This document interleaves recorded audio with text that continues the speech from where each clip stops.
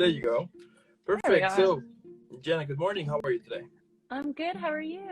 I'm doing good. I mean, what better way to start an epic day with an epic guest, right? Oh, yeah. Thank you. I'm excited to be here. Perfect.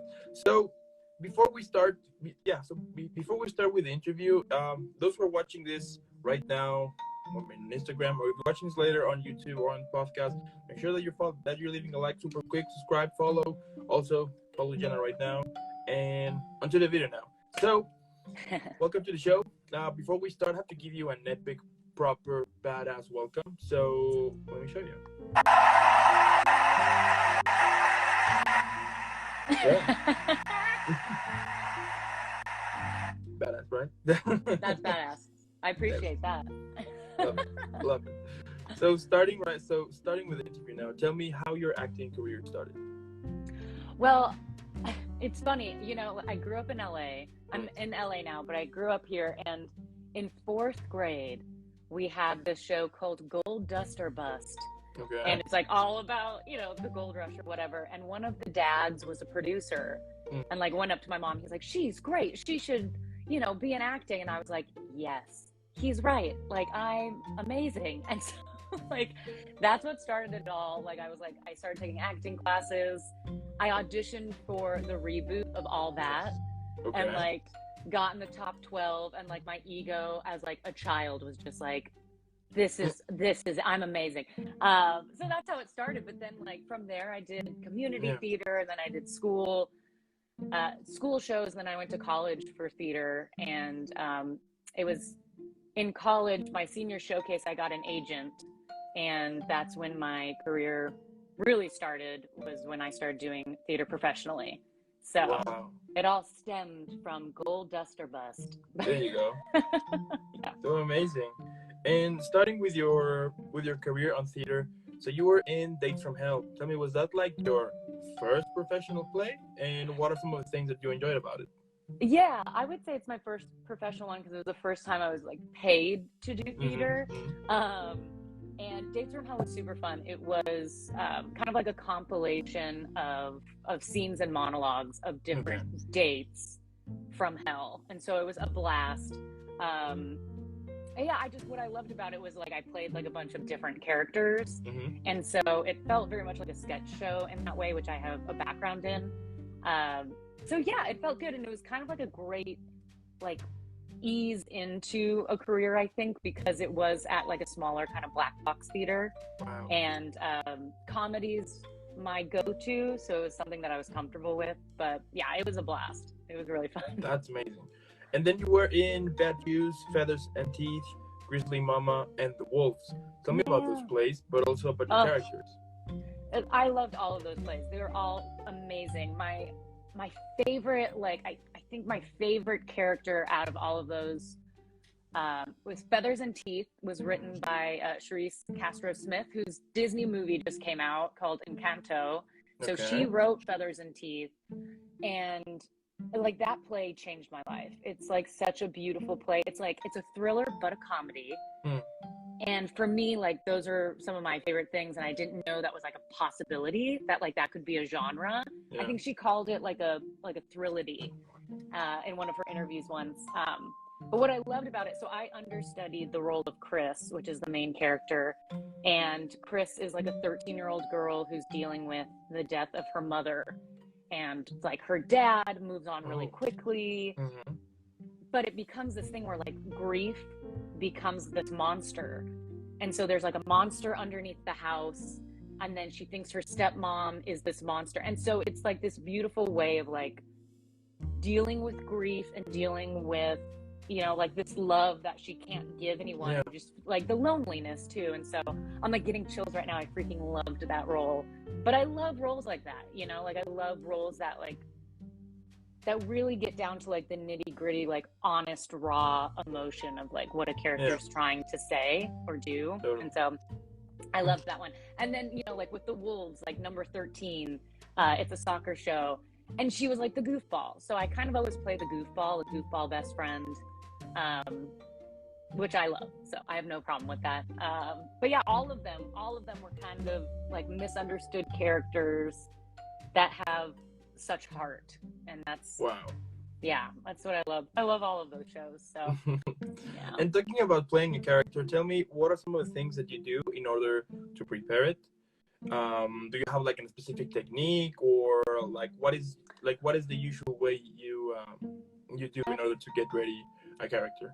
That's a great question. You know, I think I am a trained actor, so Yeah. I do kind of do some of the stuff that I learned in school.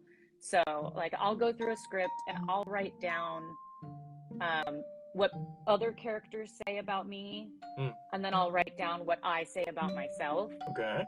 And I find that really helps kind of shape. I think it gives it like a really nice, like, well-rounded view of who the character is, right? Yeah. And so technically I do stuff like that, but for me personally, like, to get into a character, yeah, I read it quite a few times, because you know, you always miss a little something here and there.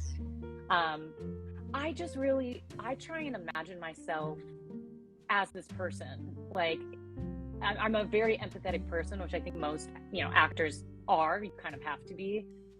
And that's what I like to do, is like, how would I feel in this situation? And I kind of start there of like, how would Jenna feel? How would that like physically feel?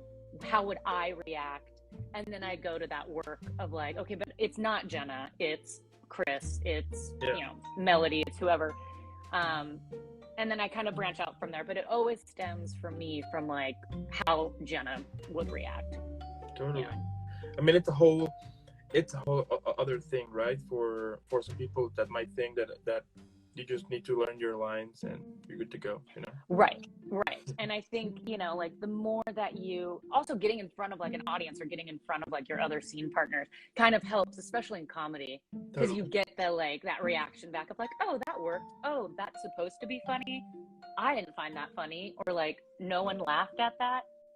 Dang. Like, you know, so I think too, it's like there's so much work that you do by yourself, but then when you get in a room with other people, like it blossoms even more, which is like the whole point, the whole thing of theater for me, like what I love about it. That is amazing. And what do you usually do before and after a play? I mean, do you have like, let's say, like a ritual, or like, what is the number one thing you always do? Okay, so I get super nervous, like, still to this day, and I get like super red. So I have to, before a show, like, I have to be left alone for a second. Like, I have to just like breathe, whatever it is. I meditate, like, even if it's just like putting in my headphones and just being like, love you guys, give me a second. So that's kind of my before, because I have to calm my nerves. So I'm a very shaky person too. Like, it does not matter how long I have done this, I'm still like, but I get on stage and it's like, it's fine, you know, but I have to take that time before. Afterwards, there's not really much afterwards. Like, I know a lot of people have to like decompress. For me, like, there's such energy after a show, especially a live show, that I enjoy like interacting afterwards and kind of just like keeping that high energy. So yeah, that's it for me. That's like, amazing. Calm that before, awesome. Yeah, and then crazy after. Yeah. I do guess that after this whole hype and this whole feeling, knowing that you finished the play, I do understand the fact that you wanna, you know, kind of interact because of the whole emotions and clappings and everything that happened. Yeah, especially like if I'm doing an improv show, I find myself pacing, like, and I'll like be talking to people, and it's like, I think maybe that's my way of decompressing, is like, I have to pace to like get that energy to go down, you know. That is amazing. And what are some of the things that you like about theater? Oh man, what don't I love about theater?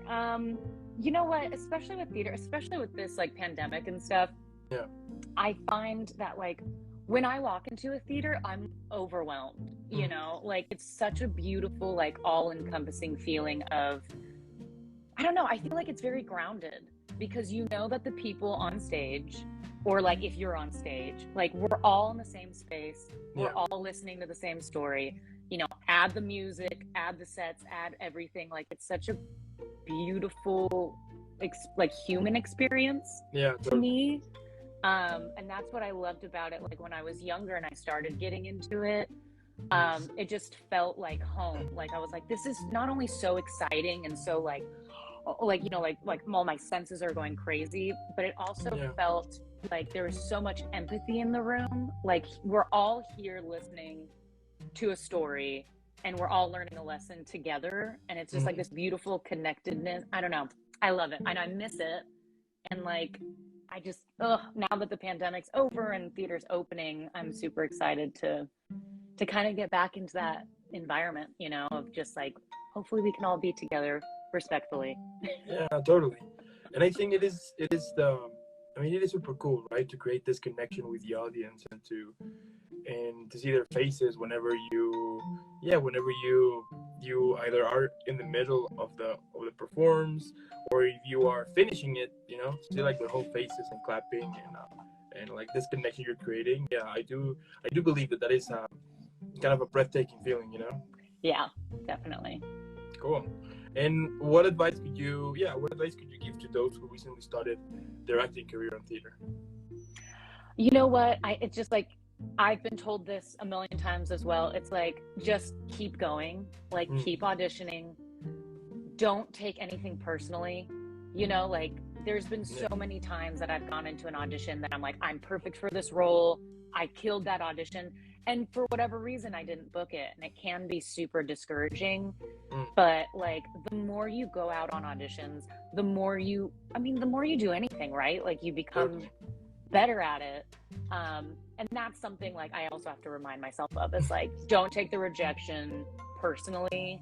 Like there's so many amazing actors and actresses out there. Like who knows what people are looking for? Everyone looks for something different.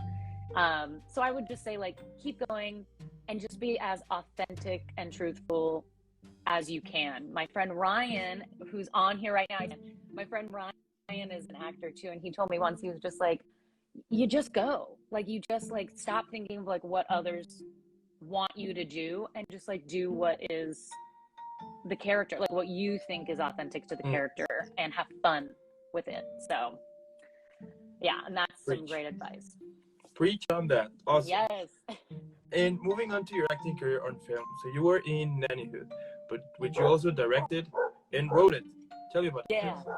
Yeah, so Nannyhood was a fun project that I did with my friend. We were both nannies at the time. Okay. And I was living in Chicago. I was a nanny for this boy, and she was a nanny in LA for a celebrity. And we used to just, like, talk on the phone about, like, the funny stuff the kids did, the funny stuff the moms did at the park, and, like, how interesting it was being the nanny, rather, because you're not the parent, you're not the kid, you're, like, in this, like, weird middle area. So because of, like, these conversations, I was like, we should write this down.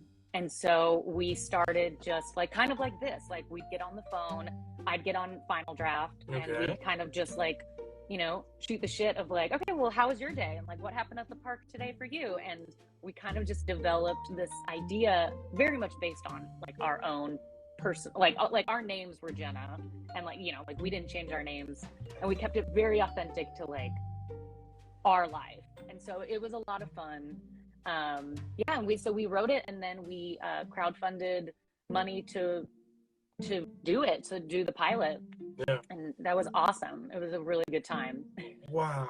I mean, it's so cool whenever you get your mind just go, you know, with this, like, when you're creating something and you let just your mind go, it's so amazing how far it takes you, you know? Yeah. Well, it's, you know, like, everyone's always like, oh, like, you know, write what you know, speak your truth. And it's so true, because there's so many things during the day that are hilarious or sad or whatever. Totally. And it's like, there's the material right there. Like, it's all around us all the time. That's another piece of advice. Like, I love keeping a notebook with me, because I'm like, that person is very interesting, and you write it down, and who knows when you're going to use it again.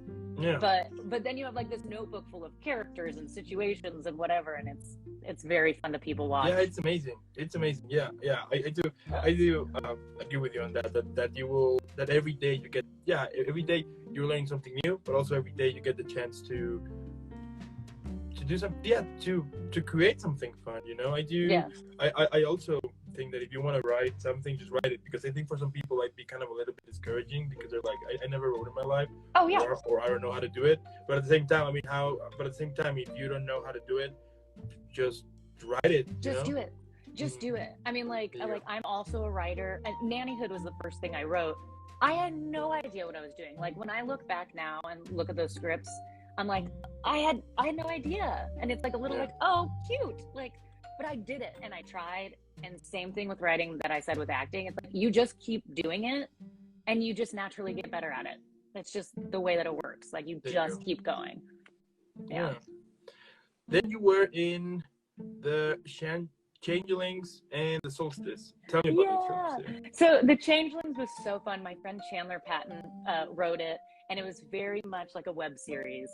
So it was about this girl who, she breaks her leg because she got hit by a Tesla because she couldn't hear it. She didn't hear it coming. And so she gets all of this money, and she's like, what am I going to do with this money? And she decides to open up her own theater company. And so my character was her like frenemy from high school. And so she approaches her and she's like, hey, I'm going to open this theater company. I want you to do it with me. And so, yeah, the biggest part of like the web series with this was like the most fun we had was like the auditions for the theater company. And Chandler is a brilliant actor and writer. And so she was like, she just put it out there. She was like, anyone can audition for this. She barely told them what it was about. So we had all of these people come in who thought it was a real show, who like, I mean, like, it was like very much like American Idol, like audition kind of stuff where we just had random strangers come in and they followed like certain guidelines. And that was a big chunk of the web series, like the pilot of it. So yeah, it's super funny, super fun. And then The Solstice is different. It is a feature, and it is a total like B movie. And he describes it this way: a B movie horror, and very campy, very fun. My friend Patrick Naples wrote and directed it, and we shot it in Chicago, so that should be coming out soon. But you know, just the classic kind of like vampire horror, gory kind of a movie. So that is amazing. Yeah, it was a lot of fun too. Yeah. Sorry, I lost. Can you give me 1 second so I can move my puppy away because he's like here. He's like here, and he's just causing this huge mess. Let me show you. There you go. So here's this little guy. And, how old is he? Like 6 months. A big guy. Yeah, big boy. But I don't know, like what is wrong with him today that he's just trying to cause, you know, damages here and there. Like, yeah, it's amazing. I love it. It's amazing. Yeah, puppies are great, but sometimes I'm like, why do I have a puppy? You know. I have 2 cats and they're at the door right now screaming, so I'm glad you can't hear them. Yeah, okay. And you know what I mean? Yeah. Oh yeah. Wow. And like, what are some of the things that usually help you in order to go on set? Like, like, what is the number one thing you always bring with you when you have to go on set? Yeah, so set, I feel like film is so different from theater, right? Because it's like with theater, you're doing a whole play and it's live start to finish, where with film, you know, it's like certain scenes a day. So when I go on set, I mean, I always have like rose water, and it's just like a spritz, like whatever. Because again, I have rosacea. I get like super like warm or whatever. That I have to have water. Like I always have like a big water bottle, and just kind of like comfy stuff, you know, because like, and a jacket always, because you never know. Even if you're outside, you never know. So it really is just kind of like the essentials of like what's gonna be comfortable. And I forgot my biggest one. I always bring a book. Always, because, you know, you never know, like you could be waiting a very long time before you're called to set, and then you don't want to just be like sitting around. So I always bring a book and keep myself occupied that way. That's so cool. Yeah. That's so cool. Now, now you also do voiceover. I mean, you're basically doing everything here. But tell me, like, what are some of the things that you like the most about it, but also how you prepare before a session? So one of my favorite things about voiceover is that I get to do it in my pajamas most of the time. Right? I mean, I have an at-home studio, so that is one of the biggest benefits. Mm. But for me, like, I have a very raspy voice, and so I lose my voice a lot, Okay. and my voice gets very like dry because of the rasp. So for me, like voiceover, like I have to do like warm-ups. You have to do warm-ups. I also always drink like something like that's spicy, so it kind of like clears your Okay. your sinuses, because I just get super stuffy. Everyone's different, right? Yeah. But for me, I have to do vocal warm-ups because I do a lot of like ad campaign work, and so it's a lot of like tongue twisters.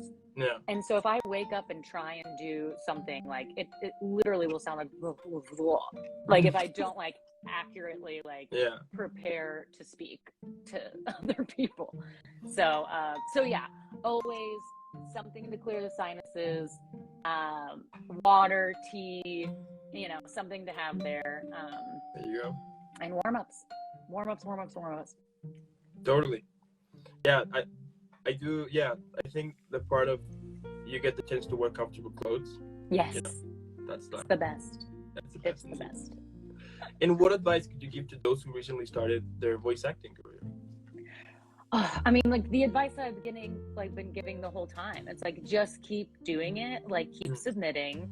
Especially with voiceover work, it's so like there's so many jobs, but there's also so many voice actors, right? So it's just flooded. So especially with voiceover, do not take it personally if you don't get booked. You know, like the client is looking for so many like very specific things that they want. Yeah. And it could just come down to like, for me, it's hard because I am so raspy and my voice is like a little more unique. And some people love that and some people hate it. Like some people are like, that is just not what we're looking for. Yeah. I would say the other thing that I've learned throughout the years of doing this is if you can afford it, go for the good equipment. Personally, like I really think that like if you can swing it, it is not only an investment, but it just like makes it all feel better and it sounds better, and when it sounds better, it's probably going to help you out. So if you can afford it, definitely go for it. There you go. And like, what motivates you? I mean, yeah, what motivates you to keep going every day? Because I do think that we all get to this point in which we question ourselves if we should continue doing it, if we are on the right path. We compare our careers with somebody else. Well, yeah, you know, with somebody else, and then you see this. We see this other person killing it, and you kind of not, and you just become like, oh, you know, like, like what makes you to be in this place in which you're like, fuck it, I'm just gonna continue doing my thing, you know? Yeah, you know what? I think, in all honesty, I don't like doing anything else. Like it just feels very much like a part of who I am. You know, I've been doing it for most of my life. But I just feel so passionately about storytelling because I'm just somebody that like stories and theater and TV and film. Like I think it's such a way for people to be empathetic. Okay. And I think there's a lot of people out there that have a hard time seeing life through somebody else's point of view, you know, like stepping into somebody's shoes. So if it's someone that's like, I can't imagine what it's like to be you, it's like, okay, well, here, I'll show you. Like, here's a movie about a perspective you've never encountered, you've never, whatever. And I just find that so beautiful. And I want to be a part of it. Like, that's what motivates me, is like every day I find a story or a person, or I mean, there's so many characters out here in LA. Like, you're just like, who are you? And what is this? And like, how are you this way? And I've just always been very curious about stuff like that. And so I just feel like that's what motivates me, is I love it. I enjoy it. And when I have taken breaks from acting or whatever, I feel kind of like, I'm like, who am I? Like, what's going on here? You know, like it feels kind of lonely, because I think performing, and not even just performing, but like I write as well, just anything within the realm of entertainment just feels very natural to me. And so I know it's hard, trust me. I mean, it's hard all the time. But I have to remember that it's not always, and this was something that was new to me, it's like, success doesn't necessarily mean like I'm making a bunch of money and I'm booking everything. There you go. Mm-hmm. Success to me now, and it was a lesson I had to learn, but for me, it's like, this is what I want to be doing. This is what I enjoy doing. And to me, that's success. And I just trying to keep that, Yeah. you know, at the forefront. I think we get this wrong image of success. You know, I do think everybody should get like their own, you know, like their own thing. And for some people might be to get to have like a lot of money. For some people would be just to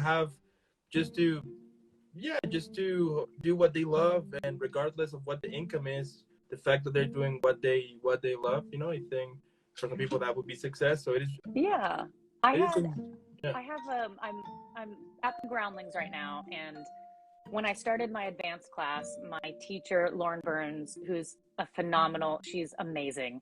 She said at the beginning of class, she was like, you know, because a lot of people do Groundlings, Second City, stuff like that, because they want to be an SNL. Yeah. And so it puts this like extra pressure on it, you know? And the best thing she said to me, or to all of us, like she was like, this should not be about whether you're going to get on SNL or you're going to whatever. This is about you getting better at improv and having fun. And once like I just needed someone to say that to me, like something clicked. And it was the best class I had ever had. Like I just like completely let go of any like, oh my God, are people judging me? Is this like, am I doing this right? Like when you're just acting to act because you love it, it kind of is better than when you're like laser focused on like, I must be perfect. I must book this thing. So that's other advice. It's like, just have fun with it and love it because you love it. There you go. And if you could describe your career at the moment on a movie, TV show, or even a book, why not? What would be the title of it? Ooh, that's such a good question. Okay, funny enough. Okay, so I have a pilot that I wrote called Bedevilments. Okay. And that term is basically like all of your character flaws, right? And it's like bedevilments is like taking your character flaws and putting them on display. So I would say that because the script that I wrote is very much a personal story. So I'm going to say the title of my project of whatever is Bedevilments. Okay. I like it. And would it be like a movie, TV show, book? I think TV show, because there's a lot to unpack there. So okay. You need the time. All right, cool. And my last question here is, what can we expect from you in the future? Well, if only I knew exactly what that would be. No, I've got a few things in the fire. Like I said, like I'm also a writer, and so I have my boss's project is currently being. I can't say too much, but basically, I might be working as a writer on a new show. Other than that, you know, I'm applying to grad school and for screenwriting, but I'm still doing Groundlings, so I'm currently waiting for them to open up their writing lab, and hopefully I'll do that in the new year. Other than that, I'm still performing at the Groundlings, so I have a show December 14th. It's just like a performance, like fun improv thing. And so you're just going to see me. I'm just going to be improvising and auditioning until, you know, something catches, but always writing as well. So that's amazing. I mean, Jenna, what can I say? You're basically doing everything, you know, for acting in theater, trying doing a bit for films, now voice acting. And I'm super sure that eventually we're going to see you like everywhere, you know, like everywhere we go on commercials, we're going to be like, oh, that's her. Or and everywhere, because the fact that you are pursuing what makes you happy and what you love the most, I think that's inspiring, you know, especially right now in these days that there's like a lot of bad stuff here and there, but also because I think that for a lot of people, whenever they get the chance, or whenever they get this question in their minds, like, where should I go, or what should I do? Should I like pursuing my dream, or find something, you know, stable or something like that? The fact that you are pursuing your career and you're building it and you're making it happen, it's kind of the living proof here, and my puppy agrees on that. That she's just like trying to He's like, I agree. Yeah. I mean, it is super inspiring, and it is super awesome here. And Thank you. as I said here, I'm super sure we're gonna see you everywhere at some point. I'm super sure about it. And when it happens, I'll be like, I knew it. So. Thank you. Oh my gosh. Well, thank you so much for having me. This has been so much fun. Yeah, and again, also thank you so much for those who are watching. If you're watching this later on YouTube or on Spotify, yeah, make sure that you're following Jenna. Normally, what I would say is for you to pause, then leave a like, subscribe, follow super quick, then hydrate, and then go follow Jenna.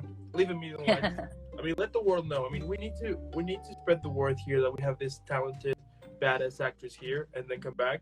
And again, Jenna, thank you so much. Keep having an amazing rest of the day, an amazing weekend, and nothing but amazing stuff. And before I send you off, I need to send you off properly in an epic way. So,